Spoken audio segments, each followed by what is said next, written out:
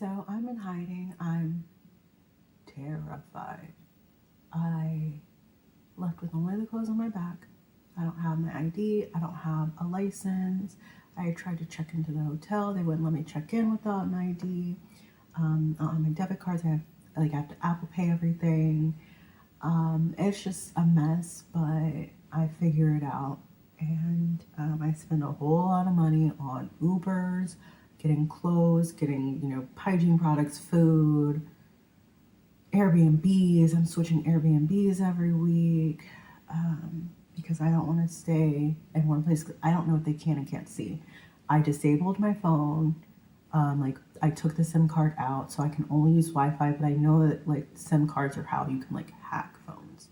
So I can only use Wi-Fi to use my phone. I'm too afraid to talk to my kids because first I have to tell them their dad is trying to take my life.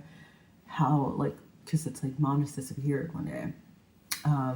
And I know that if I talk to them, he's gonna use them to try to find me. I actually did reach out to him. I downloaded a text app. That's how I was communicating with people. And I texted him I know what you're doing. I have proof of what you're doing. Somebody's gonna arrest you. You better stop. And he's just again, kind of cycling through. You're crazy. You need to tell me where you are because I need to get the police to come get you, and you need to go to the mental hospital. I'm what? Rob, stop. I know what you're doing. Then it's, I love you so much, you're so amazing. Then it's, I hate you, that's why I served you, because I'm done with you. That's why I served you papers. And you served me custody papers, not divorce papers. You are insane, and I'm telling you I know what you're doing. So now I just stopped talking to him. So last time I talked to this man this February, basically please just stop so I can come back home. I know what you're doing. You're gonna get in trouble. While I'm in hiding, I try to go to the FBI field office. First, they wanted to talk to me without a license. I beg, tell them that there's an N-word for hire. I don't really know what's going on. I'm still super confused. This is right after I've gotten to hiding. And I'm trying to put pieces together. I'm I don't really know what's going on. I know there's this weird bank account. I know there's this money. I know this random man showed up in my house. I know all these weird pieces to the puzzle, but I don't know how it all fits together. I don't know who's involved with what. I don't really know my mom's involvement, but I know there's something weird going on that I don't know about. But the thing is, when you're at the FBI field office where I was, you have to put your phone in the locker. So again, I'm in this place where I'm I can't show you all the things that I'm saying, and I'm rambling, and I'm having a panic attack, and he's do you have mental issues? I'm no, they keep saying it, but I don't. He's you probably need to go to the mental hospital. So I'm oh my gosh, nobody will listen to me. I'm please let me go to my phone because I can show you that I'm not making these things up. And he's just no, we're good. So he does nothing to help me either. And after I'd been in hiding for about a month maybe, I felt horrible and I missed my son's birthday. I still haven't talked to him since then. I have to just talk to my kids. And so I finally reach out to my kids, and I'm scared to tell them it's their dad. So I'm somebody came to my home with a GUN. I tell my oldest too, somebody came to my home with a GUN. That's why I ran away. Don't tell anybody you're talking to me. And they're okay, cool, we won't. And then it comes up that my puppy that I left at my parents' house that day when I went to the hospital is now at the house. And I'm my husband's going to hurt my puppy because he knows I love it and he wants to hurt me. So crazy little me tells, I get on the Rover app and I hire a dog sitter to pick my puppy up. And I tell my kids, you got to take that puppy and give him to the dog sitter. And do you want him to stay at the dog sitter until I get back, or do you want to see him? And they're please let him come back each day. So I'm he's not staying at the house with my ex by himself and the kids are at school. So I'm fine, as long as you are the ones taking care of my puppy, I'll have the dog sitter bring him back every night and pick him up every morning. So he goes the first day. Next day the dog sitter calls me and he's just your husband said that I can't take the dog. I'm wait. She said I can't take the dog. Or he said I can't take the dog.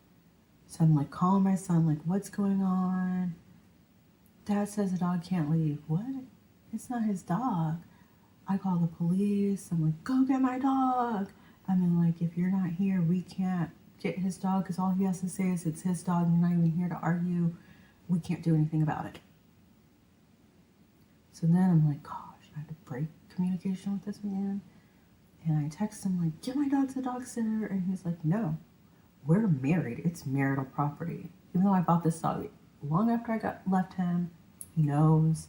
He's just being himself. So it's like, he's using my dog to get to me. So I'd already prepaid the dog sitter and everything, and I just had to lose that money, lose everything. So my puppy stayed there, so he stole my dog on top of everything else.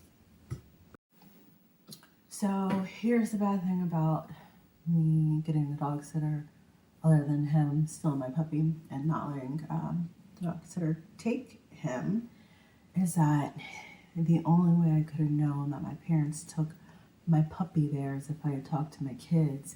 So now he knows I'm talking to my kids. So now he takes their phones and starts reading everything that we say. And so things got crazy because I didn't even know this, but when he realized I was talking to my kids, he had my parents come to my house and tell my kids that I was mentally unstable and delusional and not to believe anything I said.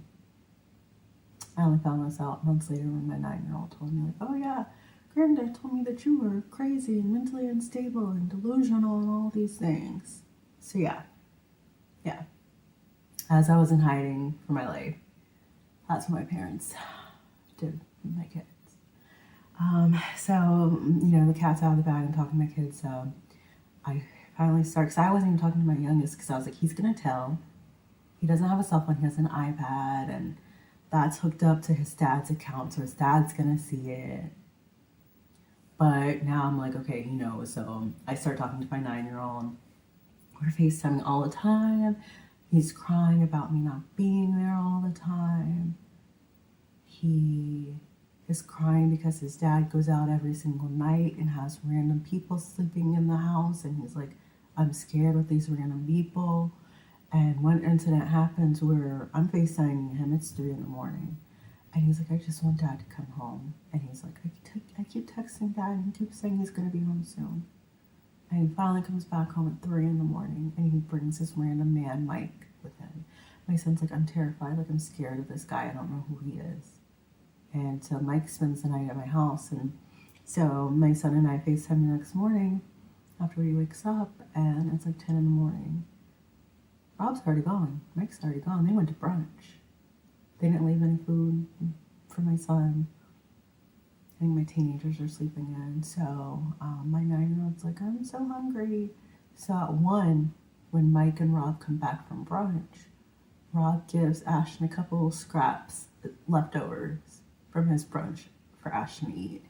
Ashton's like, it's not enough, so I literally, while I'm in hiding, have to order and send him food, DoorDash him food, because his dad would rather party with random people and feed his kids or take care of his kids. So I'm like, I gotta go back home now. I gotta go back. Like, I can't leave my baby like this. I gotta go. So I get an Airbnb that's like 20 minutes from the house, take a bus back, and tell my kids, don't tell your dad that I'm here. Of course he knew the first day I was there. And I knew this because literally the second day I pick up Ashton, I'm like literally having an Uber take me down the street, texting them like, okay, walk down the street, meet me. Ashton comes out with a bag of mail. He's like, oh, Dad sent all your mail with me. How does Dad know I'm here? Oh, I don't know. Did you tell him? No. So I'm like, okay, cool. Now he knows I'm here. Now I'm terrified. My cars are still in Richmond. I didn't have my car keys. All my stuff's still at my parents' house, right? So I am like trying to hire somebody. Like, again, I don't really know what my parents are doing, but I know it's wrong and I know that I'm not safe and I don't want to go get my stuff from them. So I'm like trying to hire somebody. You literally can't find anybody who will go pick up my stuff. So I end up just going. I had to take my son's car. I'm like, I pay for your car. I'll take your car. Go drive to my parents' house. It's an hour away. and I call the police to do like a go with me basically, so like to de-escalate the situation. And so I get my stuff, and as the police are standing there, I'm like going through everything, make sure I have everything. A couple things stand out. One is, and this is when I should have known before even my mom started recording me. The night that I went to my parents' house again, it was like 11 o'clock at night. I was just spending the night one night to go see my son for his birthday. To go to his birthday party. My mom was like, "Oh, make sure you bring your computers and everything." I'm like, "That's weird." But I took them. So my work laptop and my personal laptop were at my parents' house this whole time. My work laptop is like busted in the corner, like busted so bad that it's open. It's like split open. It was not like that when I left it. They're doing something. They're like tracking. They put something on my computer. I don't know what they did. But why would they need my computers? They've hacked everything else. They most certainly have hacked this stuff too. My work phone was there. Definitely hacked that. I'm not turning any of this stuff on. So I noticed that, but then I also noticed my whole wallet's gone. My debit cards, my license. So I tell the police, like, my wallet, they still have my wallet. And they go talk to them. My parents like, "No, she never brought that here. We never had that."